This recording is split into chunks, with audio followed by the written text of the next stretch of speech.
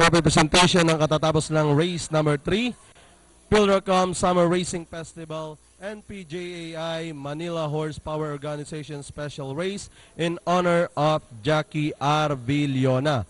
Kung saan nanalo nga po ang dehadong kabayong Yellow Soldier na pagmamayari ni Mayor Sandy Javier at tinitrain ni Mr. Bert Rayat, na kung saan ang hinete nga po ay apprentice na si Jao Saulog. At ang kasama po natin para mag-present ng trophy para sa hapong ito, from Manila Horsepower Organization, ang President Noni Neri.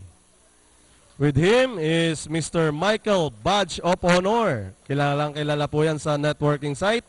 At from Philippine Charity Sweepstakes Office, at isa rin po, miyembro ng NPJI, former jockey Joey Macaraig. And from New Philippine Jockeys Association Incorporated, headed by their good-looking president, Jockey Gilbert Francisco. And from the Board of Directors, Jockey Redentor de Leon, Jockey Ace Aguila, Jockey Manolito F. Dakis, at kasama rin po,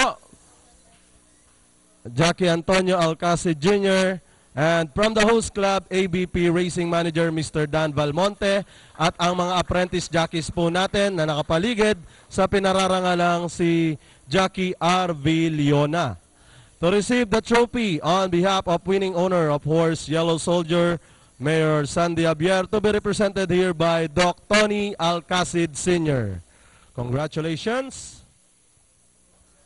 Winning owner of a long shot horse Yellow Soldier, Mayor Sandy Javier, being represented here by Doc Tony Alcacid.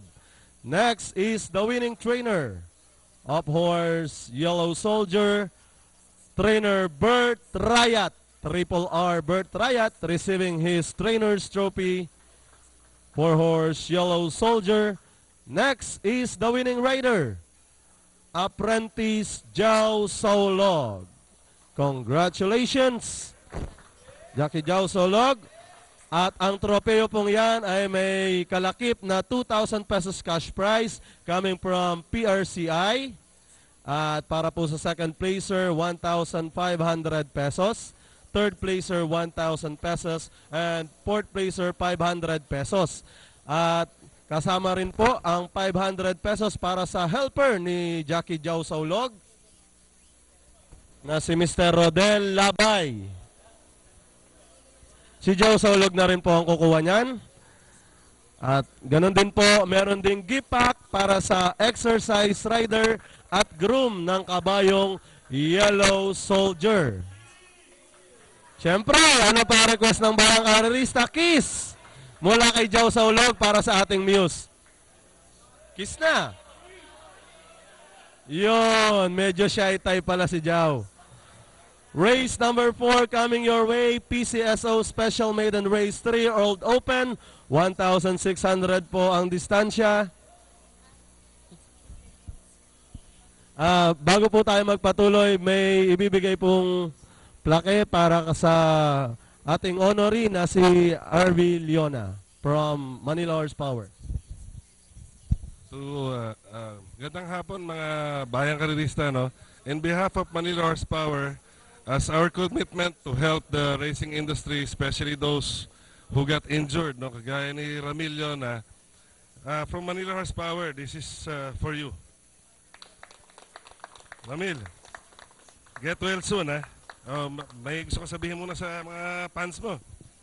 Sa mga natatalo na sakay ko, pasensya na kayo. Next time, bawi kayo. Okay. In behalf of Manila Horsepower, get well soon, ha?